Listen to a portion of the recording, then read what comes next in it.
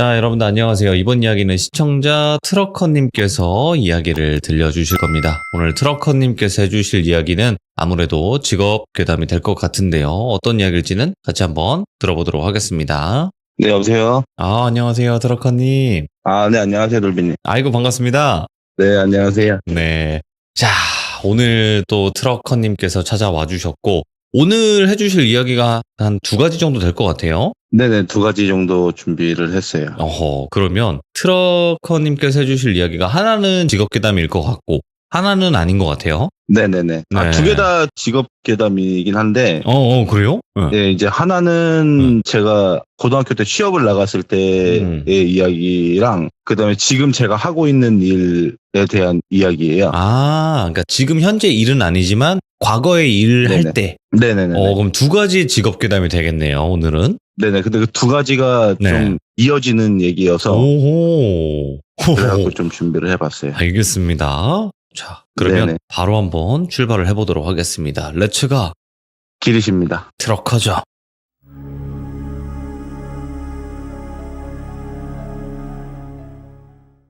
제가 이제 90년생인데, 네.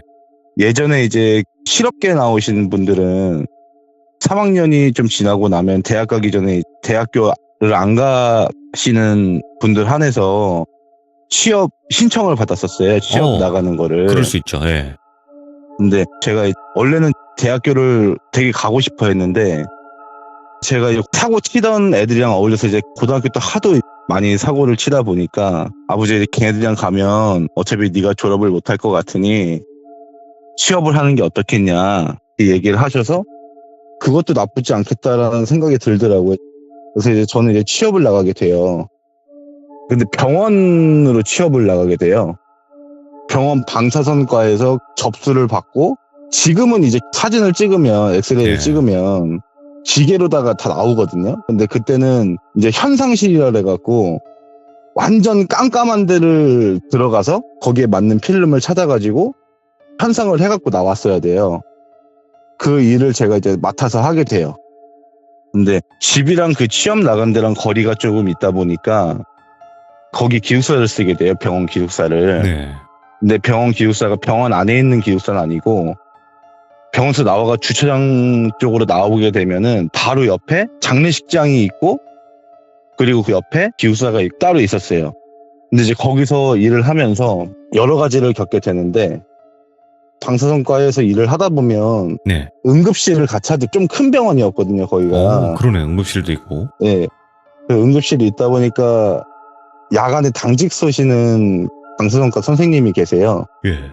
그러면 이제 보조가 한 명 필요하기 때문에 저희도 돌아가면서 한 주씩 이제 당직을 쓰는 거예요, 저희도. 그 선생님이랑 같이. 근데 방사선과에서 일을 하다 보면 정말 뭐 별의별 사람이 많이 들어와요. 뭐 변사체가 들어올 때도 있고, 뭐 사고가 나서 들어오시는 분들도 있고 그래요. 근데 이제 한 번은 저녁에 이제 저랑 남자 선생님이랑 둘이서 당직 근무를 쓰고 있었어요. 근데 변사체가 들어왔다고 얘기를 하는 거예요. 근데 저는 그때 19살이잖아요. 그래서 너무 무서운 거예요. 그 변사체란 말만 들어도. 그래서 일단은 저는 이제 접수만 받는 거니까 접수만 받으면 선생님들이 알아서 하겠지 이 생각을 하고 있었어요. 근데 그분이 겨울에 산에 갔다가 돌아가신 상태로 뭐 눈이 오고 이러니까 이제 그게 시신이 이렇게 덮이잖아요, 눈에. 그러다가 이제 날씨가 풀리면서 이게 녹으면서 발견이 되신 거예요. 그러면서 살도 막 짓무르고 막 이런 상태로 그 변사체가 발견이 돼요. 그래갖고 들어왔는데, 원래 시신을 찍으면 정면으로도 찍고 옆으로도 이렇게 찍고 이렇게 찍어요. 근데 이제 옆으로 돌리려면 사람이 이렇게 돌려야 될 거 아니에요, 시체를. 근데 그때 변사체가 살도 다 짓무르고 막 이런 상태니까 저한테 긴 장갑 같은 거를 하나 줘요. 어깨 있는 데까지 올라오는 하얀색 장갑이 있어요. 예. 그거를 주더라고요. 어차피 한 명이 그걸 돌리지를 못하니까 선생님이랑 같이 이제 둘이서 이렇게 돌려서 사진을 찍고 같이 옮기자고. 그래서 제가 이제 겨드랑이 쪽에 이렇게 잡고, 그리고 선생님은 밑에 쪽에서 이제 다리 있는 쪽을 잡으셨어요. 예. 그래갖고 이제 옆으로 돌리려고 하는데, 제가 그 시체를 보는 것만으로 너무 역한데, 근데 손이 쑥 들어가는 거예요, 몸속으로.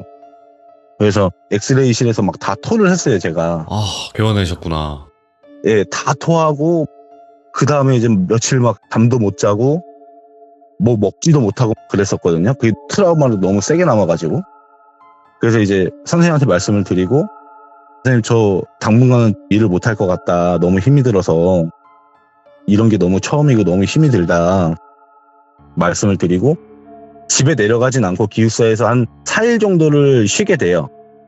근데 이제 그 옆에가 영안실이고 뭐 장례식장이고 하다 보니까 거기가 또 시골에 있는 좀 큰 병원이다 보니까 노인분들이 많아서 그런지 몰라도 돌아가신 분들이 꽤 많이 들어와요.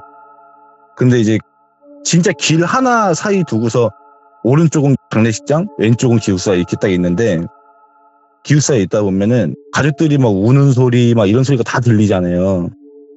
근데 저는 처음부터 그게 좀 적응이 안 됐었어요, 솔직히. 뭐 돌아가시는 거를 제가 뭐 본 적도 없었고, 그렇기 때문에 이제 좀 적응이 안 되는 상태에서 생활을 하게 되는데, 제가 거기서 그 일을 겪고 나서 한 4일 정도 쉬는데 계속 가위를 눌리게 돼요. 근데 이제 처음에는 거기 있을 때는 소리만 들었어요. 근데 그 소리가 고양이 소리가 들릴 때도 있고, 네. 또 애기들이 뭐 웃는 소리, 우는 소리가 들릴 때도 있고, 그리고 또 뭐 여자 울음소리도 아닌 좀 흐느끼는 소리가 들릴 때도 있고, 예. 그런 소리가 들릴 때가 참 많았었어요. 이제 이게 가위가 4일 쉬는 동안에만 눌리는 게 아니라 그 변사체 보고 나서 하루에 한 번, 이틀에 한 번 계속 가위가 눌리기 시작을 해요. 거기서 일을 하면서 계속 시달리는 거예요. 제가 고등학교 때 체격이 좀 컸었어요. 제가 이제 키가 한 185에 몸무게 한 95kg 정도 나갔었는데 거기서 한 6개월 동안에 살이 한 20kg가 빠져요. 그래서 너무 시달리다 보니까 이거를 어떻게 해야 되나, 뭐 누구한테 얘기할 데도 없고, 어머니한테 제가 이거를 얘기를 했었는데 어머니는 그냥 피곤하니까 그런 거다, 그냥 그렇게 넘기시기만 하고. 예. 원래 선생님들도 이런 거를 경험을 한다고 하더라고요. 가위 눌리고 이런 현상들을. 그럴 수 있어요. 그래서 선생님한테 물어봤죠. 선생님, 저 계속 가위가 눌리는데 제가 여태까지 살면서 가위가 눌린 적이 없는데 여기 오고 나서부터 가위를 눌린다, 그 얘기를 말씀을 드리니까 선생님들이 충격이 커서 그런 걸 수도 있고, 네가 적응하는데도 좀 시간이 걸리고, 선생님들도 가위 눌리거나 이런 거는 좀 자주 있는 일이다, 이렇게 말씀을 하시길래 저도 뭐 괜찮아지겠죠 이러고서는 그때는 소리만 들리니까. 그리고 그게 또 오래 가는 게 아니에요. 가위 눌리는 게 한 15분, 20분 정도 있으면 또 풀리더라고요. 그래서 별거 아니겠지 이러고 그냥 넘기게 되는데, 외래 진료 오시는 사람들도 많잖아요, 병원이다 보니까. 근데 한날은 어떤 할머니가 오셨어요. 근데 할머니가 오셔가지고 표를 주시면서 저한테 얘기를 하시는 게, 뭐가 보이네 이러시는 거예요. 예. 그 할머니가 자주 왔던 할머니예요. 한 달에 한 분 정도는 오시던 분인데, 뭐 무릎 아프시거나 그래가지고 오시던 분인데 뭐가 보이네 이런 말씀을 하시더라고요. 그래갖고 예. 그때는 뭐 할머니가 누구랑 얘기하시나 그냥 그러고 말았어요. 근데 사진을 찍잖아요. 들어오셔가지고 순번 기다리셨다가 밖에 나가서 이제 제가 이름을 불러가지고 방사선실로 모시고 들어오는데, 지금 학생 저 시간이 좀 있나 이러시는 거예요, 저한테. 근데 그 할머니가 끝나면 이제 점심시간이었어요. 그래갖고 할머니 지금 시간은 있는데 왜 뭐 때문에 그러시냐 그랬더니, 뭐가 좀 보이는데 이게 조금 오래된 것 같다고, 같이 여기 있는 게 좀 오래된 것 같다 이렇게 얘기를 하시더라고요. 예. 그래갖고 할머니가 딱 그 얘기를 하시자마자 제가 그 얘기를 했어요. 뭐가 보이시냐 그랬더니 얼굴이 다 일그러져가지고 옆에 하나가 서 있고, 그리고 또 다른 옆에 이게 갠지 고양인지 모르겠는데 뭐가 또 하나가 보인다는 거예요, 저한테. 동물이. 그래서 두 가지가 보인대요, 저한테. 예. 그래서 할머니한테 말씀을 드려서, 제가 사실은 여기 취업을 나와가지고 기숙사에서 생활을 하고 있는데 가위에 좀 요새 자주 눌린다. 근데 할머니가 일그러졌다고 얘기하시는 게 제가 얼마 전에 견사체로 들어오신 분이 있었는데 뭐 그분을 얘기를 하시는 건지 뭔지 모르겠는데 일그러졌다는 거 보니까 그분이신 것 같다고. 근데 할머니가 근데 그 옆에 개인지 고양이지 그건 뭐냐 이러시는 거예요 저한테. 그건 저도 모르겠어요 이랬어요. 했더니 할머니 그러면은 지금 여기서 지내는 데가 어디냐고 물어보시더라고요. 그래갖고 여기 밑에 올라오다 보면은 장례식장 바로 옆에 건물 하나 있지 않냐. 거기 1층에서 살고 있다. 여기 행정실 실장님이랑 몇 명이랑 해가지고 여기서 살고 있다고 했더니 할머니가 가보자고 하시는 거예요 거기를. 어차피 점심시간이니까 한번 가보자 이러시는 거예요. 그래서 거길 내려가요. 근데 할머니가 이제 나중에 얘기를 해주시는데 얼굴이 일그러졌던 분은 변사체로 들어오셨던 분이 맞아요. 그리고 동물은 그 기숙사 바로 앞에 보면 화장실이 하나 있어요. 거기에 동물 사체를 누가 갖다 버렸었다고 하더라고요. 나중에 알고 보니까. 예. 근데 그게 동물을 한두 마리를 버린 게 아니라 여러 마리를 갖다가 놨었다고 하더라고요. 그쪽에다가. 예. 그러면서 이제 할머니가 얘기를 해주시는 게 바로 옆에가 장례식당이다 보니까 귀신이 좀 많다고 얘기를 하시더라고요. 근데 기숙사가 엄청 을씨년스러웠어요. 옆에 풀도 엄청 많고 관리실에서 관리도 잘 안 하고 거미줄도 좀 많았었고 막 그런 기숙사였거든요. 근데 할머니가 기숙사 들어와서 보시더니 얘네는 여기 그냥 아예 있네 이러시더라고요. 근데 그 있는 게 사람 영가들이 아니라 동물 영가들이 그렇게 많이 집안에 들어와 있다고 하더라고요. 왜냐면 바로 기숙사 앞에서 그런 게 있었으니까 얘네들이 아예 그냥 문 열고 들어올 때마다 한 마리 한 마리씩 이렇게 들어왔던 게 여기에 지금 엄청 많이 있다. 근데 제가 할머니가 그런 얘기를 하시니까 할머니 직업이 어떻게 되시냐고 여쭤봤죠. 근데 할머니가 나는 뭐 무당도 아니고 무당 비스무리한 거다 이렇게 얘기를 하시더라고요. 예, 그래서 할머니 무당도 아닌데 근데 귀신을 어떻게 보냐. 제가 그 얘기를 했거든요. 했더니 근데 귀신은 본다 이렇게 얘기를 하시더라고요. 그래서 나중에는 할머니가 무슨 하얀색 종이 같은 거 가져와서 찍고 뭐 태우고 막 그러시더라고요. 그러면서 당분간 한 6, 7개월 정도는 괜찮을 거다 이렇게 얘기를 하시길래 할머니 감사합니다 이러고서 이제 할머니가 가셨어요. 근데 할머니 전화번호를 주셨어요 저한테. 6, 7개월 정도는 괜찮겠지만 혹시나 그 전이라도 뭘 보거나 이러면은 연락을 해달라고 번호를 주고 가셨는데 할머니가 종이 같은 걸 찍고 뭐 태우고 뭐 그러고 나서는 가위 눌리는 건 그 다음에서도 몇 번 있었는데 예. 크게 뭐 별다른 일은 없었거든요. 네. 근데 마지막 그만두기 전에 이게 또렷하게 보이기 시작을 해요. 저한테. 네. 예. 이게 또렷하게 보이기 시작을 하는데 한날은 이제 자고 있었어요. 자고 있는데 좀 이상해가지고 느낌이 가위 눌릴 때 그 느낌이 있거든요. 가위 눌리기 바로 직전에 느낌이 좀 싸한 게 있어요. 좀 손발도 막 차가워지면서 뭔가 있어요. 그 느낌이. 근데 그런 느낌이 나길래 이렇게 눈을 살짝 떴어요. 했더니 그 햇빛 바라보다가 다른 데 딱 보면은 눈 깜빡깜빡거려도 막 반짝반짝 하잖아요. 반짝반짝 하는 게 있어요. 근데 방에 안개가 이렇게 자욱하게 꼈는데 눈을 딱 뜨니까 반짝반짝 하더라고요.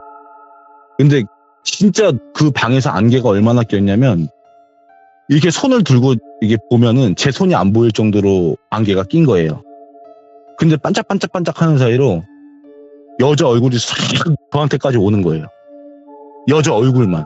몸은 안 보이고 여자 얼굴만 싹 오더니 씩 웃는데 이빨이 온통 다 까만 거예요. 그러고 나서 다시 싹 사라져요. 그러면서 또 가위가 풀리고 그리고 또 이틀 있다가 똑같은 가위에 눌리고 또 한 2, 3일 있다가 또 똑같은 가위에 눌리고 계속 그러는 거예요. 그래서 제가 할머니한테 전화를 드렸어요. 예. 근데 제가 할머니한테 그 얘기를 했죠. 할머니, 제가 그전에는 소리만 들었는데 이제 보인다, 여자 얼굴이. 그랬더니 할머니가 주소를 알려줄 테니까 주말에 토요일하고 일요일은 쉬니까 그때 할머니한테 오라고 얘기를 하시더라고요. 예. 그래가지고 그때 할머니한테 찾아갔어요. 멀지 않은 곳에 사시기 때문에 버스를 타고 한 10분 거리에 사셨거든요. 그 할머니가. 그래서 할머니 찾아가가지고 자세히 한번 얘기를 해봐라. 그러길래 할머니한테 말씀을 드려요. 방에서 눈을 떴는데 안개가 자욱하게 꼈고 뭐 반짝반짝반짝 하는 사이로 여자 얼굴이 확 저한테 달려오더라. 근데 이제 여자가 씩 하고 있는데 진짜 이빨이 뭐 썩은 것도 아니고 그냥 이빨이 온통 까만색이에요. 그냥. 그렇게 말씀을 드려야 했더니 할머니가 야, 그냥 거기를 그만두는 게 어떻겠냐 말씀을 하시더라고요. 근데 저는 일단 여기서 한 1년 있다가 나갈 생각으로 왔는데 정말 저도 그만둬야 될지 안 돼야 될지 더 일을 해야 될지 모르겠다고. 그랬더니 할머니가 그럼 내일 다시 오라고 얘기를 하시더라고요. 그때가 토요일이었는데 내일 다시 와라 얘기를 하시길래 그때 다시 기숙사에 돌아가서 자고 그 다음날 또 갔어요. 했더니 할머니가 절에서 줬다 이거를 가지고 있어라 이렇게 얘기를 하시더라고요. 근데 그게 부적 같은 그런 거더라고요. 노란색 종이에 까만색 글씨로 써져 있더라고요. 그래서 그거를 가지고 출근할 때도 그거를 옷에 집어넣고 퇴근할 때도 이제 바지를 입고 자니까 바지 속에다 그거를 넣고 자고 한동안 그래서 근데 그러면서부터 그 가위가 없어졌거든요. 그 가위에 눌리질 않아요. 그래서 진짜 신기하네 이 생각하고 할머니한테 찾아가요. 찾아가서 할머니한테 이제 얘기를 했죠. 할머니가 주신 그거를 가지고 있다 보니까 그 가위에 눌리지도 않고 괜찮은 것 같다. 근데 할머니가 그러시더라고요. 근데 이것도 임시방편이고 그냥 거기를 그만두는 게 맞는 것 같다고. 거기서 멀리 떨어지는 게 맞는 거다. 얘기를 하시길래 이사님한테 말씀을 드리고 거기서 그만두고 나오게 됐죠. 그러고 나서 이 얘기는 이제 끝이 나고 제가 이제 그 일 겪고 나서 이제 군대를 가요. 네. 그래서 이제 제가 군대를 갔다 와서 화물차를 바로 시작을 해요. 22살 후반 때. 아버지가 화물차를 한번 해봐라 이렇게 얘기를 하셔서 화물차를 하게 되는데 어떤 거예요? 화물차 군대를- 그게 종류가 있잖아요. 처음에는 5톤 카고차라고 있어요. 고속도로나 이런 데들 보면은 지붕이 있는 차들이 있잖아요. 예. 그거를 윙카라고 해요. 왜 윙카라고 하냐면 날개처럼 이렇게 열린다고 해서 윙카라고 하거든요. 그거를. 근데 카고차는 이제 아무것도 없고 적재함만 이렇게 있는 거를 카고차라고 해요. 지금은 저도 윙카를 하고 있는데 지금은 이제 11톤 윙카를 하고 있는데 그때는 5톤 카고차를 할 때였어요. 네. 근데 그 병원에 있고 나서 군대에 있을 때도 마찬가지고 화물차를 하면서도 마찬가지고 종종 봐요. 귀신을. 아, 그때부터? 예, 가끔씩 보게 돼요. 너무 막 자주 보게 되는 건 아니고 그냥 진짜 뭐 1년에 막 한두 번? 두세 번? 이 정도 보게 되거든요. 그리고 화물차를 하시는 분들은 지금 뭐 여기 귀족분들 중에서도 화물차를 하시는 분들이 계시겠지만 화물차를 하다 보면 술을 잘 안 마셔요. 예. 직업인지라 이제 술을 마시거나 이제 그러진 않는데 맨정신에 그냥 운전하다 보면은 보일 때도 있고 그리고 저는 이제 직업 특성상 차에서 잘 때도 많아요. 네. 차에서 잘 때도 많기 때문에 차에서 자다 보면은 화물차는 시야가 넓잖아요. 승용차나 이런 거에 비해서 이제 시야가 넓단 말이에요. 근데 화물차에 이렇게 앉아있으면 보일 때도 있고요. 그리고 지금은 이제 그런 데를 가지 않지만 5톤 카고차를 하게 되면 정말 뭐 시골이나 뭐 산골이나 뭐 이런 데를 자주 가게 돼요. 근데 이제 5톤 차를 시작하게 되고 한 1년 차 안 돼서 화물차 하시는 분들 알겠지만 콜 잡는 게 있어요. 24시 뭐라고 있어요. 거기서 이제 콜을 잡아서 움직이는데 거기서 딱 짐을 싣고 갖다 주면 인수증 보내주고 나서 돈을 받는 게 있고 인수증에 사인을 받아서 그거를 우편으로 보내주면 걔네가 결제일 날 돈을 보내주는 형식이 있고 하나는 가서 짐을 내리면 바로 현금을 주는 형식이 있어요. 네. 근데 태양광 모듈이 있잖아요. 오, 예. 시골집 위에 보면 태양광 모듈이라고 해서 전기세 아끼려고 이렇게 설치하시는 분들도 있고 좀 크게 하시는 분들은 밭 같은 거를 거기를 태양광 모듈을 여러 개 이렇게 만들어 놓는 데들도 있어요. 근데 모듈을 싣고 음성에서 이제 충북 보은으로 가게 돼요. 다음날 내리는 걸로.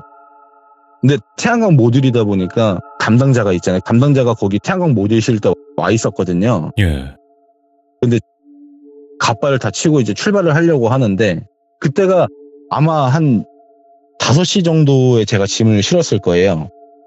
근데 그분이 그러시더라고요. 그냥 가다가 어디 휴게소 같은 데서 자고서는 아침에 좀 해 뜨면은 와라. 조금 늦어도 되니까 어차피 차가 여러 대 가니까 조금 늦어도 상관이 없으니까 딱 7시에 맞춰 오려고 하지 말고 좀 늦어도 되니까 그냥 가다가 휴게소에서 자고 아침에 좀 날 밝으면 와라. 그 얘기를 하더라고요. 그래서 일단 알겠습니다 얘기를 하고 그냥 그 말을 제가 무시를 했어요. 화물차를 하다 보면 피곤하니까 또 가다가 또 뭐 휴게소에서 자고 또 아침에 일어나서 출발하고 이러면 그게 더 피곤하거든요. 그래서 저 같은 경우는 아예 그 목적지까지 간 다음에 그 근처에서 화물차를 댈 수 있는 곳이 있으면 대고 그냥 자고 아침에 일어나서 그냥 올라가거든요. 그래야지 한 30분이라도 더 자니까. 그래서 이제 목적지까지 가게 돼요. 근데 보은을 가서 목적지 근방까지 왔는데 길을 못 찾겠는 거예요. 예. 근데 내비도 길을 가르치는데 그 길이 화물차가 들어갈 수가 없는 길인 거예요. 아. 그 농로길이라고 하죠. 농로길. 화물차는 들어갈 수가 있는데 들어가서 만약에 그 안쪽까지 가는데 길이 없으면 밖으로 나오기도 애매하고 막 그러니까 살짝만 핸들을 틀어도 막 빠지고 이러니까 그래서 여기 근처에서 자야 되나 이렇게 보고 있는데 그때도 티맵이 있었으니까 티맵을 이렇게 보고 있는데 올라가는 길이 한 군데가 더 있더라고요. 예. 내비가 가르쳐주는 길 말고. 근데 화물차 기사들은 가다가 길이 좁거나 이러면은 내비게이션을 이렇게 확대를 해서 한번 보고선 갈 때도 있거든요. 그래서 내비게이션이 알려주는 길 말고 그 옆에 또 길이 있길래 그 길로 가게 돼요. 근데 계속 산으로 올라가더라고요. 예. 그래서 중간에 제가 세워가지고 담당자한테 전화를 했어요. 여기 지금 내비를 찍으니까 산으로 좀 알려주는데 여기 산으로 가는 게 맞냐. 그랬더니 그 산 쪽으로 쭉 올라가면 5톤차를 돌릴 수 있을 만한 공간이 나온다는 거예요. 근데 담당자분이 그러시더라고요. 근데 지금 올라가지 말고 내일 오라니까 왜 지금 올라가시냐고. 그래서 내일 올라가면 또 자다가 일어나서 잠도 덜 깬 상태로 또 운전하고 이러면 더 피곤해가지고 그냥 올라가서 자려고 한다. 그래서 그럼 일단 그 쭉 올라가시면은 2층짜리 집 한 채 보일 거고 그 다음에 이제 5톤차 돌릴 만한 공간이 나오니까 거기서 자면 된다 이렇게 얘기를 하시길래 거기까지 올라가요. 쭉 올라가는데 말씀하셨던 2층 집이 나오더라고요. 근데 그게 딱 정확히 2층 집이 아니라 1층 집 옥상에다가 컨테이너 같이 이렇게 조리식 판넬로 지어놓은 집이 있잖아요. 예. 그런 2층 집이더라고요. 거기 앞에다 대고서 잠을 이제 자려고 이제 준비를 하고 지금은 이제 무시동 히터 에어컨이 다 있는데 그때는 무시동 에어컨이 없었어요. 그래갖고 이제 시동을 오래 틀어놓으면 화물차도 환경 뭐 그런 거 생각해서 시동이 자동으로 꺼지거든요. 네. 저희가 끄질 않아도. 근데 그때는 그런 게 없었어. 그냥 시동을 켜고 이렇게 자는데 계속 애기들이 뛰어노는 게 보이는 거예요. 저는 이제 화물차에서 자니까 살짝만 이렇게만 봐도 그냥 그 밑에가 보여요. 그냥 이렇게 고개 들고 보면 밑에가 보이거든요. 근데 애기 2명이 계속 뛰어노는 거예요. 근데 거기 집에 불이 켜져 있었거든요. 예? 그래서 저기 사람이 사는가 보다 그 생각을 하고 그냥 앞마당 나와서 그냥 뛰어노나 보다 이 생각을 했었어요. 그래서 잠을 자려고 계속 이렇게 누워있는데 애들이 하도 막 시끄럽게 웃으면서 막 뛰어노니까 잠을 못 자겠더라고요. 그래서 내려가지고 이제 애기들한테 조용히 좀 해달라고 얘기를 하려고 내려서 봤는데 애기들이 없는 거예요. 그래갖고 뭐지 들어갔나? 나 내리는 사이에 옷 입고 나오는 사이에 들어갔나? 이 생각을 했어요. 그래서 다시 차에서 이제 자려고 불을 다 끄고 화물차는 커튼이 이렇게 있거든요. 커튼이 있는데 커튼을 다 치고 앞에까지 다 치는데 그 화물차 앞에 보면 슈퍼 거치대 있잖아요. 네. 그것 때문에 앞에가 조금 보여요. 완전히 다 가려지진 않아요, 커튼이. 그래갖고 이제 커튼을 다 치고 다시 이제 자려고 하는데 애들이 또 뛰어노는 거예요. 나와가지고.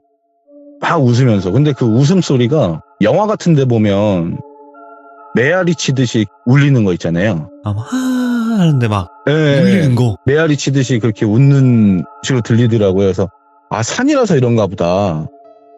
이렇게 생각을 했어요, 그때는. 다시 자려고 누웠는데 애들이 막 다시 막 뛰고 막 놀길래 아, 애들을 좀 혼내야 되겠다. 이제 그 생각으로 이제 나갔어요, 다시. 근데 또 없어요, 애들이. 그래서 그 집을 한번 쳐다봤거든요. 예. 근데 그 집을 쳐다봤는데 불이 꺼져 있더라고요.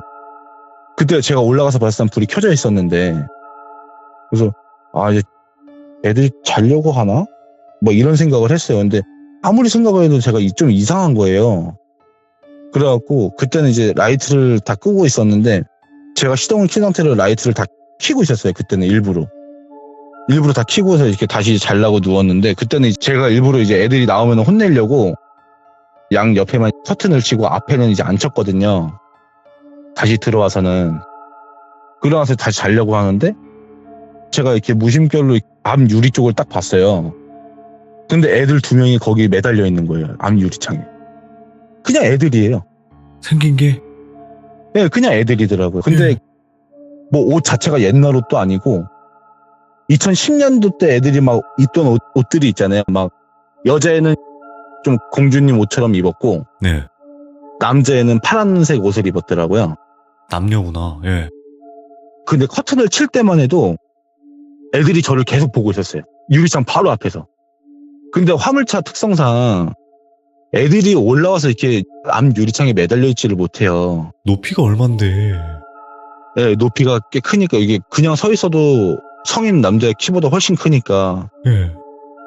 그래서 계속 쳐다보고 있길래 그냥 무서워도 그냥 아무것도 못 봤다 생각을 그냥 안 본 척하고 그냥 커튼을 다 쳐버리고 이제 자려고 누웠는데, 저희 창문 쪽 보면은 모기 들어오지 말라고 망 같은 거를 이렇게 끼울 때가 있어요. 이제 여름이니까 그거를 한쪽으로 해놓고 창문을 조금 열어놓고 자는데, 제가 이제 자려고 누웠잖아요. 근데 제가 조수석 쪽으로 머리를 두고 자요. 조수석 문을 그래서 항상 열어놓고 자는데 거기서 계속 애기 소리가 들리는 거예요. 조수석 창문 바로 앞에서. 아, 더 놀고 싶다, 더 놀고 싶다 이런 소리가 들리더라고요. 그래서 무시를 하고 그냥 자요. 제가 그냥 이어폰 끼고 그냥 노래 살짝 틀어놓고 그냥 잠이 들었거든요. 그래서 그 다음날 아침이 돼가지고 누가 똑똑똑똑 깨우더라고요. 그래가지고 커튼을 치고서 이렇게 보니까 어제 얘기했던 담당자분이 있잖아요. 예. 담당자분이 나와가지고 왜 여기 있냐고 얘기를 하는 거예요, 저한테. 그래서 아니, 담당자분님이 올라오라는 대로 올라왔다. 그래서 여기 돌릴 수 있는 만큼의 그 공간이 나오길래 여기서 그 집 얘기하시지 않았냐고. 아, 집 얘기한 건 맞는데 이 집이 아니라는 거예요. 예. 주위를 한번 둘러보래요, 저보고. 그 주위를 아침에 이제 부스 일어나가지고 둘러보는데 양 옆에가 다 산소인 거예요. 집이 없고. 집은 있는데 그게 집이 아니라 그 뭐라고 하죠? 집안에 어르신이 돌아가면 자식이 와서 왜 지낼 수 있게, 묘지 관리. 예, 그렇게 네. 할 수 있게, 그렇게 잘 수 있게 거기서 좀 생활을 할 수 있게 해놓은 데 있잖아요. 근데 그게 제가 분명히 봤을 때는 1층 집에다가 위에 조리식 판넬로 이렇게 지어진 집이었는데 그게 집이 아니었던 거예요. 집이 아니라 그냥 좀 큰 천막? 예. 군대에서 보면 왜 좀 큰 천막 있잖아요. 그런 천막만 있었던 거예요, 거기에. 그리고 여기서 왜 자고 있냐 이렇게 얘기를 하시길래 몰랐다. 예. 이거 산소 부지인지도 몰랐고, 제가 올라올 때는 분명히 라이트가 비쳤으니까 산소가 보였을 거 아니에요. 산길이니까 많이 꾸불꾸불하진 않아도 약간 좀 꾸불꾸불 하거든요. 근데 그 꾸불꾸불한 길을 올라오면서 제가 산소가 안 보였거든요, 그때는. 근데 아침에 일어나서 보니까 양 옆에가 산소가 한 오른쪽에 한 5개가 있고 또 왼쪽에는 또 한 6개, 7개가 있는 거예요, 그때. 그때 너무 소름이 돋아가지고 그럼 여기서 얼만큼 더 올라가야 되냐 그랬더니 일로 올라오는 게 아니라는 거예요. 담당자님이 말씀하셨던 길은 제가 아까 말씀드렸죠, 농수로가 있었다고. 근데 제가 올라온 길은 농수로 가기 바로 직전 길이었고 농수로를 지나면은 산 중턱으로 올라오는 길이 또 하나 있었던 거예요. 아, 예. 그 길로 올라갔어야 되는데 제가 이제 잘못 들어서 그 길로 잘못 접어들었는지 산소로 제가 올라온 거죠. 그런 일이 있었죠. 이야, 얼마나 무서우셨을 것 같아. 예, 그런 일이 있었죠. 그러면 그 아이 둘이 막 뛰어놀고 시끄럽게 했을 때 문 탁 열었을 때 그 시끄럽던 소리가 싹 사라지면서 정적이 흘렀을 거 아니에요. 아니요, 제가 2번을 내렸는데 네. 처음에 딱 내렸을 때는 약간 그 웃음소리가 메아리 치듯이 이렇게 없어졌고 아. 2번째는 그냥 딱 끊기더라고요. 아. 오, 막 찾을 생각도 못 하셨겠다. 귀신인 거 느끼면서. 그때는 2번째까지 내리면서 좀 이상하긴 했는데 귀신이라고까지는 생각을 안 했어요. 아, 그래요? 이거 누가 봐도 귀신인데. 근데 예. 다시 2번째 내리고 나서 다시 올라와서 네. 창문을 딱 봤는데 애들이 매달려 있었다 그랬잖아요. 네. 그때 귀신인 걸 알았어요. 그쵸. 왜냐면 그때는 제가 나가질 못하겠더라고요. 이게 트럭이 우리가 네. 생각했을 때 앞이 본네트가 없잖아요. 그렇죠. 일자잖아요. 그리고 시간도 그렇고. 예, 그렇기 때문에 매달릴 수도 없고 예. 애들이 뭐 거기에 매달릴 일은 더더욱 없는 건데 네. 거기에 매달려 있는 거를 제가 보고 커튼을 치면서 애들이 계속 저를 바라보고 있을 때 그때 이제 느낀 거죠. 아, 진짜 무섭다. 귀신이구나. 와, 이건데 제일 지금 들으시면서 소름 끼치시는 분들이 똑같이 이제 화물차 하시는 분들이거든요. 어떡하냐. 네. 지금 나 커튼 치고 있었는데 혹은 이제 커튼 쳐야 되는데 어떻게 좀 이런 느낌을 많이 받으실 것 같아요. 근데 지금도 카고차 하시는 분들은 가끔 그런 일들이 있을 거예요. 뭐 산에 올라가서 뭐 설치를 한다거나 아니면 진짜 시골 깊숙한 데 들어가는 일들이 있으실 거예요. 네. 근데 그런 일들을 겪으면서 제가 이제 차를 윙차로 바꾼 거거든요. 그러면서 이제 윙차를 시작하게 된 거예요. 카고차를 하다가. 자, 오늘은 트러커님께서 지금 현재 이제 화물차를 하고 계시면서의 직업 괴담도 있지만 전에 또 병원에서 일을 할 때 직업 괴담도 같이 한번 들려주셨는데 너무너무 잘 들려주셨던 것 같고 아마 같은 직업을 가지고 계신 분들은 더 소름 끼치게 듣진 않을까 이렇게 생각을 하는 이야기였던 것 같아요. 항상 안전운전 하시고요. 네, 감사합니다. 네, 고맙습니다. 네. 자, 방금 이야기는 너무너무 소름 끼치네요. 이게 주변이 산소였다라는 것을 떠나서 지금 그 밤에 애들이 있을 곳이 아니잖아요. 일단 거기가. 근데 거기서 막 그렇게 시끄럽게 뛰어다니고 내리면 사라지고 이런 거 보면 얼마나 무서워요. 여러분들 이거 직접 한번 겪으시면 우리는 내리지도 못할 것 같아요. 이분은 또 용기가 있으시니까 내리시기라도 했지 이건 내리지도 못합니다. 발발발 떨고 있을 수밖에 없는 그런 상황이거든요. 너무 소름 끼치는 이야기 잘 들었습니다. 여러분들 항상 안전운전하시고 운전하실 때는 함부로 어느 곳을 주시하지 않으시길 바라겠습니다. 시청해주신 모든 분들 감사드립니다. 고맙습니다. 안녕하세요. 이번 이야기는 시청자 하루님께서 이야기를 들려주실 겁니다. 일단은 개인적으로 이번 이야기는 좀 특이한 이야기가 되지 않을까 생각을 해요. 사람이랑 만나는 데 있어서 뭐 그냥 스쳐갈 수도 있고요. 아니면 계속 인연이 될 수도 있는 게 또 사람 사는 그런 일 같은데 아무런 잘못도 없는데 사람이 사람을 만나는 데 있어서 악연이 될 수도 있고 인연이 될 수도 있다고 생각을 하는 그런 이야기이기도 한데요. 여러분들도 이런 경험이 있으실까 생각을 하면서 이야기를 들어주셨으면 좋겠습니다. 바로 만나보도록 할게요. 여보세요? 네, 안녕하세요. 네, 안녕하세요. 네, 반갑습니다. 반갑습니다. 네, 아이고, 하루님, 아이고, 목소리가 네. 이렇게 연약하세요. 아니에요. 지금 어. 제가 너무 떨려가지고 예. 제대로 할 수 있을지 좀 걱정이 돼서. 괜찮아요. 이게 제대로 하지 않으셔도 저희가 다 편집이라는 마법이 있습니다. 걱정하지 마시고 편안하게 이야기 들려주시면 좋을 것 같아요. 네, 진짜 다른 분들에 비하면 정말 먼지 같은 사연일 수도 있을 것 같은데 괜찮아요. 네. 제 이야기가 뭐 귀신 얘기도 아니고 현실 공포도 아니고 그래서. 근데 저는 사연을 바꿔서 좀 그런 생각을 했어요. 이런 삶을 사시는 분들 아니면 혹은 이런 일들을 겪으신 분들이 있을까 궁금하기도 하고요. 다른 분들도. 네. 네. 그리고 다시 한번 처음부터 말씀을 드리고 출발을 하자면 하루님은 전혀 잘못이 없는 상황인 걸로 생각을 하시면서 들으셔야 됩니다. 이 이야기를. 아시겠죠? 자, 그러면 하루님 너무 긴장하지 마시고 편안하게 네. 뭐 중간에 더듬으셔도 상관없으니까 편안하게 해주시면 될 네. 것 같습니다. 네, 알겠습니다. 네, 바로 출발을 해볼게요. 렛츠가! 길이십니다. 하루예요.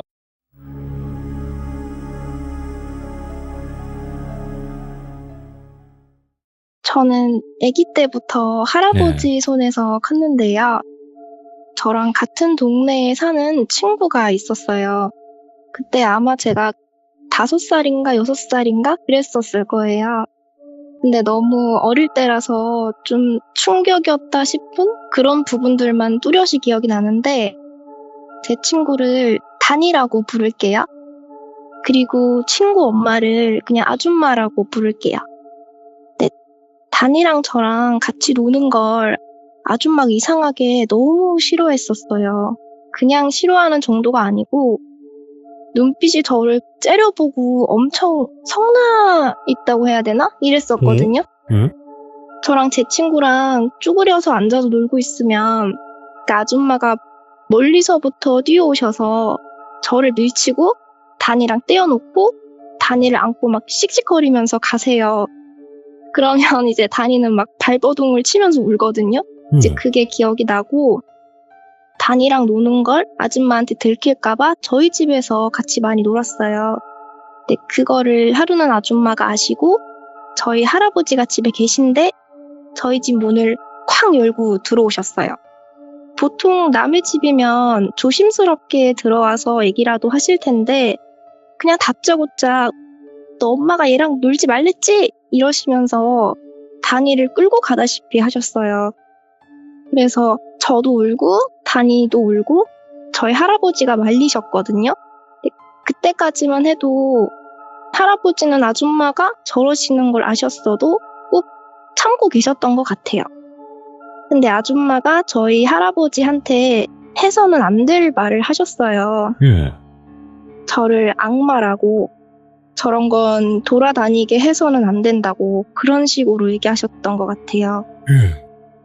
그때 그럼 안 되지만 저희 할아버지가 그 말에 노하셔서 아줌마 뺨을 이렇게 팍 하고 때리셨거든요. 그리고 그 뒤로는 저는 단이를 보지 못했어요. 동네에서도 보이지 않았어요. 그리고 시간이 흘러서 이제 저희 할아버지가 돌아가시고 중학생이 되면서 제가 그때 너무 힘들었어요. 정신적으로도 너무 힘들고 사춘기까지 겹쳐서 방황도 많이 하고 그랬는데 그때 제가 삼촌이랑 살았었는데 방학 내내 그냥 방구석에 처박혀 있고 이러니까 외숙모가 시청에 뭐 청소년 문화센터 뭐 이런 데가 있는데 거기가 여러 학교 학생들끼리 모여서 뭐 체험도 하고 배우기도 하고 뭐 심리 상담 같은 것도 하고 이런 프로젝트가 있었어요. 근데 거기에 저를 보내시려고 신청을 하신 거예요. 그래서 거기를 다니게 되었는데 거기에서 단이를 본 거예요. 그러니까 단이가 먼저 저를 알아봤더라고요. 너무 반갑고 또 동시에 좀 어색했어요. 그러니까 그 센터 활동이 끝나고 단이랑 둘이서 얘기도 많이 하고 노래방도 가고 카페도 가고 그렇게 했었어요. 근데 단이 핸드폰으로 계속 전화가 오는 거예요. 그러니까 저랑 같이 놀고 있는데 진짜 끊임없이 전화가 왔어요. 단이 엄마인 거예요. 근데 전화를 받아서 집에 갈 거라고 단이가 얘기를 했는데도 늦은 시간도 아닌데 계속 전화가 와요. 그러니까 나중에는 짜증이 나죠. 근데 애가 그러는 거예요. 원래 안 그러는데 엄마가 왜 이러지? 이러는 거예요. 그러니까 단이가 같은 학교에 남친도 있었는데 단이가 남자친구랑 늦게까지 같이 놀 때도 이렇게까지 연락은 안 하셨다는 거예요. 그래서 제가 그때 옛날 생각이 문득 났어요. 그래서 너 혹시 나 만났다고 말씀드렸어? 그랬는데 단이도 옛날 기억이 있어서 말을 안 했다는 거예요. 근데 어떻게 알았지? 그러니까요. 그래서 너 일단 집으로 빨리 가야겠다. 그러니까 일단 들어가서 연락 줘 하고 단이를 보냈어요. 그러고 그 다음 날에도 만났는데 엄마가 꼬치꼬치 캐물었다는 거예요. 꿈자리가 사납다고 하시면서 근데 끝까지 저 만났다고는 말 안 했대요. 근데 내가 무슨 잘못을 한 것도 아니고 죄인도 아닌데 내가 왜 눈치를 봐야 되지? 싶더라고요. 그래서 또 물으시면 그냥 말씀드려. 그리고 나도 궁금하니까 너랑 나를 좀 무모하게 떼놓았던 이유라도 나는 알았으면 좋겠어 라고 맞지. 했죠. 그리고 그날 같이 노는데 또 계속 아줌마한테서 전화가 오길래 그냥 집에 가봐라 하고 단이랑 헤어지고 저도 집으로 갔고 근데 그날은 연락이 없더라고요. 그래서 되게 찝찝하고 별의별 생각이 다 들어서 불안한 거예요. 네. 근데 새벽에 다니한테서 전화가 왔어요. 그래서 이제 바로 받았는데 되게 다급한 목소리로 자기 지금 집을 나왔다고, 엄마 몰래 집 나왔다고 그러면서 오늘 아니면 너 못 볼지도 몰라. 일단 밖에서 좀 기다렸다가 첫 차 타고 버스 타고 너 있는 대로 갈게. 꼭 만나자. 이러는 거예요. 예. 그래서 본능적으로 뭔 일 있구나 하고 시간 맞춰서 근처에 도서관이 있었는데 거기 앞에서 만나기로 했어요. 그래서 다니를 만나서 대체 왜 우리가 이렇게까지 해야 되냐. 근데 다니가 얘기를 하더라고요. 그러니까 엄마한테 결국에는 다 털어놨대요. 그리고 이제 서로 너무 사이가 좋은데 왜 못 만나게 하냐고 이제 그렇게 말했대요. 그랬더니 아줌마가 다니한테 하신 말씀이 너 낳고 점을 봤는데 그때 무당이 그랬다고. 너와 같은 해에 태어난 애기가 동네에 있는데 걔를 절대 만나면 안 된다고. 걔 만나면 네가 다치거나 죽을 수가 있어서 그러니까 걔는 멀쩡한데 너만 다치거나 죽을 수가 있어. 근데 정말 동네에 너 또래가 있었고 엄마는 뭐 너 지키려면 어쩔 수가 없었다. 뭐 이런 식으로 말을 했대요. 그러니까 저는 그 당시만 해도 너무 어이가 없고 뭐야 고작 그런 것 때문에 그랬다고? 진짜 근거도 없고 말도 안 되는 소리다. 나도 진짜 이런 이유라면 너무 억울하니까 아줌마를 직접 만나서 얘기를 해봐야겠다. 이렇게 말했어요. 근데 다니는 꽤 심각한 거예요. 근데 아마 아줌마가 너무 진지하게 얘기를 해서 아줌마 태도 때문이었을 것 같아요. 제 생각에는. 네. 아줌마를 만나는 건 안 된다고 말리더라고요. 그래 뭐 믿는 사람들은 또 그런 거 심각하게 믿으니까 기분은 솔직히 너무 나빴거든요. 근데 현실적인 이유는 아니라서 좀 안심이 됐어요. 네. 그날은 이제 아침부터 다니랑 도서관 안에서 놀고 여기저기 돌아다니면서 계속 같이 있었어요. 네. 정말 떼놓으려고 하니까 오히려 더 각별해졌던 것 같아요. 그렇죠. 예. 네. 안 믿는 것도 있고 그런 걸. 네, 저는 전혀 안 믿었거든요. 네. 아줌마가 또 전화로도 난리가 났어서 다니가 핸드폰도 꺼놨어요. 근데 이제 시간도 늦었고 계속 집 안 들어갈 거 아니니까 또 노래방 가서 놀다가 들어가자 하고 일부러 버스를 타고 다니 집으로 가는 방향 쪽으로 그쪽으로 가서 중간 지점에서 내려서 저희가 그 근처의 노래방에 들어갔어요. 근데 점점 해가 지고 다니도 아줌마가 신경이 쓰였는지 맘 편하게 놀지 못하는 거예요. 네. 근데 그게 보여서 그래 그냥 이럴 바엔 그냥 집에 가자라고 했어요 제가. 네. 네, 그래서 그냥 그러자 하고 다니가 꺼놨던 핸드폰을 다시 켰는데 이제 키자마자 바로 아줌마한테서 전화가 오는 거예요. 근데 아마 꺼놨을 때도 계속 하셨던 것 같아요. 네, 전화를 받아서 엄마 이제 들어갈 거야 하고 별로 놀지도 못하고 나왔어요. 해도 지고 나와서 이제 버스를 타야 되니까 정류장이 길 건너에 있었거든요. 좁은 길을 건너는 게 아니고 거기가 4차선 도로였어요. 횡단보도가 긴 도로 있잖아요. 그래서 그 횡단보도를 건너서 이제 몇십 미터를 더 직행을 해야 정류장이었는데 저희 쪽에서도 횡단보도까지 조금 걸어야 됐어요. 네. 근데 천천히 걷고 있는데 파란불로 바뀌려고 하는 거예요. 그래서 같이 손잡고 막 뛰었어요. 근데 최대한 정류장 쪽으로 가까이 가려고 횡단보도를 사선으로 가로질러서 뛰었거든요. 네. 무작정 저희가 대로변으로 뛰고 있는데 그때 갑자기 다니가 뒤로 가고 잡은 손이 점점 떨어지는 느낌이 들면서 뭔가 쾅 하는 소리가 들리고 제 앞으로 친구 핸드폰이 나가 떨어지는 거예요. 근데 놀래서 돌아봤는데 친구가 차에 치여서 넘어졌고 넘어진 자세 그대로 무릎이 바닥에 이렇게 확 쓸리면서 다니가 대로변 쪽으로 미끄러진 거예요. 그래서 제가 다니야 하고 뛰어갔는데 그냥 엄청 고통스러워하고 있었어요.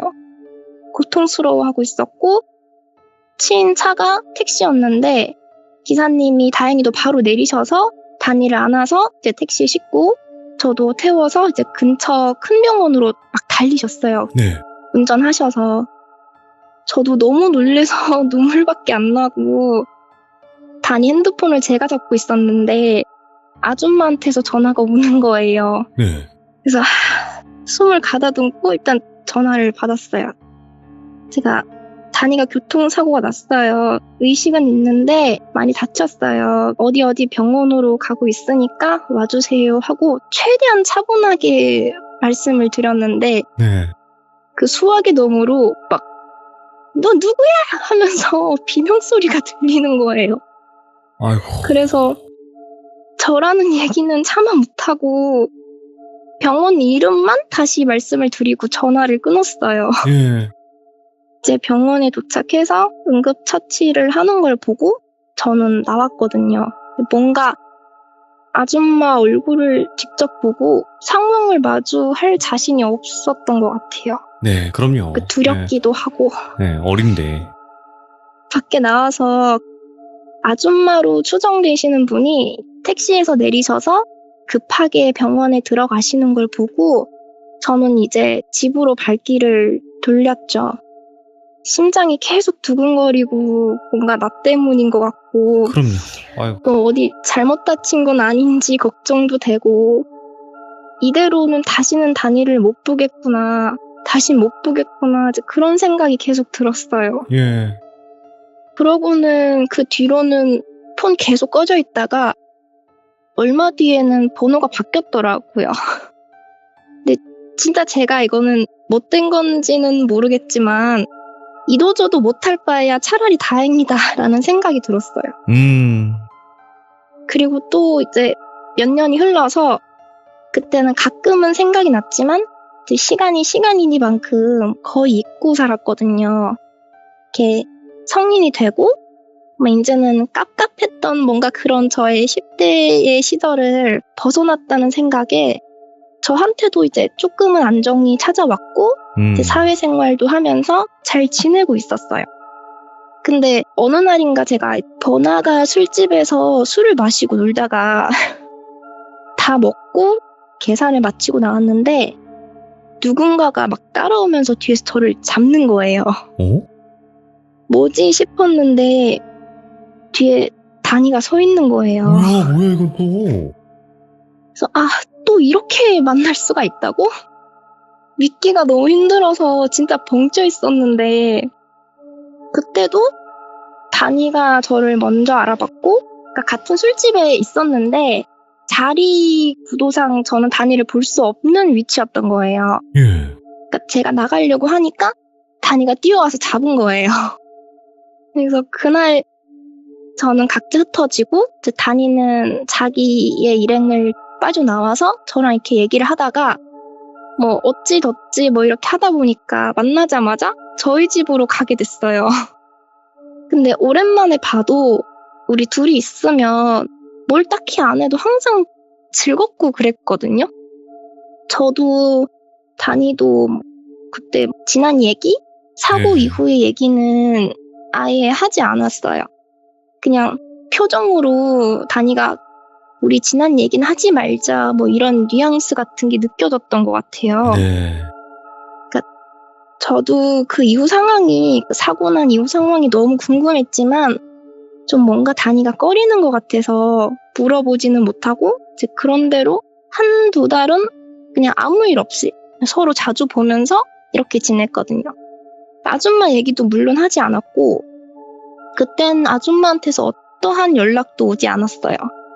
그리고 다니도 남자친구가 있었고 저도 그때 만나던 친구가 있었는데 이름을 제가 돌비라고 할게요. 네네. 네, 다니 남자친구랑 돌비랑 이렇게 친해지고 남자들끼리 또 저희끼리 이렇게 따로 만났어요. 오, 예. 넷이 만난 게 아니고 저희는 따로따로 만나서 놀았거든요. 그리고 그때 다니가 연기를 하고 싶어 한다는 거를 제가 알게 됐고 좀 촬영을 접할 수 있는 보조 출연 아르바이트를 간간히 한다는 거를 제가 알게 됐어요. 그래서 와 재밌겠다 그냥 그러다가 평일은 저도 알바를 하고 있었어서 네. 다니가 그럼 주말에 한번 같이 가볼래? 하는 거예요. 근데 그게 대기 시간도 길어서 둘이서 같이 하면은 재밌을 것 같다고 하면서 그래서 오케이 하고 보조 출연 거기 업체 면접을 보고 제 스케줄을 잡았어요. 네. 그때가 사극 촬영이었는데 그러니까 전날 자정이 넘어갈 때쯤 약속 장소에 모여서 새벽에 촬영차를 타고 출발을 하는 거였고 네. 이제 토요일에 출발해서 일요일에 오는 거죠. 그러니까 돌비랑 이렇게 넷이서 놀다가 다니 남자친구가 집합 장소로 저희가 시간을 맞춰서 태워다 주기로 했거든요. 만나기로 한 날 금요일 저녁이죠. 근데 하필이면 그날 제가 돌비랑 뭐 때문이었는지 기억은 잘 나지 않지만 사소한 일로 엄청 심하게 싸운 거예요. 아이고, 예. 그러니까 뭐 싸운 건 싸운 거고 약속은 약속이니까 만나야 되잖아요. 게다가 촬영은 절대 펑크내면 안 되는 거였기 때문에 그래서 따로 나는 너한테 출발을 할 거야 하고 다니한테 연락을 하고 시간이 조금 남아서 뭐 대충 준비를 하고 딱 10분만 머리 좀 식히고 출발을 하자 이렇게 네. 생각하고 침대에 그냥 누웠어요. 벌러덩 누웠는데 진짜 하나도 안 졸리고 정신도 되게 말똥말똥했었는데 눕고 얼마 안 지나서 머리가 막 어지러워지면서 이상한 일이 생기는 거예요. 예. 일어나려고 하는데 몸에 힘이 안 들어가요. 그러니까 분명히 정신이 깨어있는데 가위에 눌린 것처럼 손가락 하나 까딱할 수가 없고 그러니까 엄청 거대한 힘에 제압을 당한 느낌이라고 해야 되나? 그러니까 머리맡에 핸드폰이 이렇게 울리는데도 온몸이 마비된 것처럼 제 의지대로 전혀 움직여지지가 않는 거예요. 그러니까 숨은 편히 쉬어지는데 눈알만 굴러가고 입도 안 움직여지고 그래요. 근데 너무 무서운데 또 현실적으로 사고도 할 수 없게 머리가 너무 어지러워요. 그러니까 그렇게 한참을 있다가 제가 그냥 기절을 한 것 같아요. 잠든 건지 기절한 건지. 그러고 다시 눈을 떴을 때는 몸이 또 잘 움직여지고 엄청 가벼운 거예요. 그때 진짜 화들짝 놀래서 핸드폰을 확인했는데 하루가 지나 있는 거예요. 엄마. 큰일 났다. 이거 진짜 큰일 났다. 다니는 잘 간 건지는 모르겠지만 근데 그 전날 11시 이후로는 부재중도 문자도 없더라고요. 저한테. 그래서 바로 전화를 했는데 또 꺼져 있고 예. 돌비도 전화가 꺼져 있는 거예요. 그래서 이거 분명히 엄청 화가 났을 건데 어떡하지? 이 상황을 내가 어떻게 설명하지? 이러고 있었는데 마침 돌비한테 전화가 오는 거예요. 바로 받아서 일단 막 사과부터 했어요. 근데 돌비가 제 말을 자르고 그러는 거예요. 그러니까 운전하고 가는 길에 교통사고가 났다고. 근데 자기는 갈비뼈가 부서진 정도인데 형이랑 다니는 중태라고 둘은 아직까지 의식이 없나 봐. 중환자실에 있는데 볼 수가 없어. 이러는 거예요. 그래서 악몽이 되살아나는 것 같았고 저는 다니 생각밖에 안 나는 거예요. 그러니까 당장 병원으로 가려고 이제 겉옷을 막 입는데 그 순간에 갑자기 막 온몸에 소름이 끼치는 거예요. 나도 갔었으면 같이 사고가 났었을까? 하필이면 그 순간에 내가 나가지 못하게 뭔가가 막은 것처럼 이상한 일을 겪었고 아줌마가 하신 얘기가 동시에 떠오르면서 막 온몸이 벌벌 떨리는 거예요. 그리고 못 가겠는 거예요. 뭔가 제가 가면 다니가 죽을 것 같았어요. 네. 그래서 왜 이런 일이 생기나 정말 진짜 뭐 같은 그 상황이 인정할 수가 없고 다 우연이라고 믿고 싶지만 상황은 그냥 다 제 탓 같았어요. 네. 그래서 주저앉아서 계속 기도하고 그냥 빌었어요. 누군가가 나를 지켜주고 있는 거라면 제발 한 번만 내 친구도 좀 살려달라고 진짜 거의 온몸이 저려오고 탈진할 때까지 울면서 빌었던 것 같아요. 네.